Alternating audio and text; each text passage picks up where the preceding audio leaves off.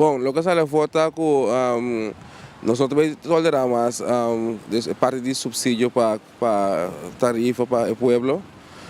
Porque nós sabemos luta para o ato que chega num sistema como o que o usuário, o cliente, não tem que cada dia tem aumento. Pero ya, nenhum governo tem agora que não há uma petição e lamentavelmente o povo mesmo tampouco não sustenta isto e nunca tem parte aqui algo que está bom para o mês. E se for a pessoa decidir agora é que vamos acabar para nós mesmos, vamos usar com a lei de comerciante, a lei da visa para se ganhar, vamos para nós mesmos. E esse é o que sale fora da região.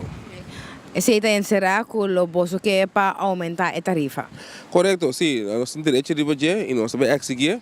E lá fora acaba na mesa a pedir algum tempo, qualquer 8 dias mais para tomar uma decisão, tomar todo o documento não.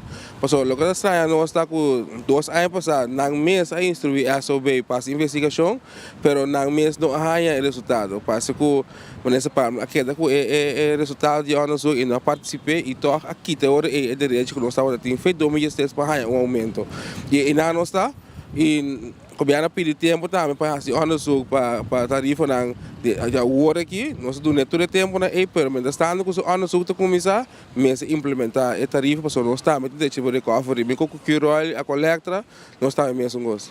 Que mende 8 dias o governo tem que tomar decisão eigenlijk para aumentar a tarifa se está na STU.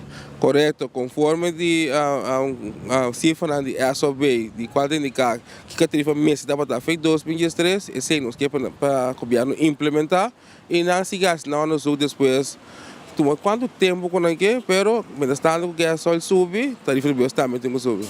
Acaso aqui 8 dias não aumentar a tarifa, que te passa? Bom, espero que você para claro, que o mês de hora é começar a preparar para a ação. Porque o bote rete, passa na casa, o bote luta e brinca, e nós estamos vendo para lutar.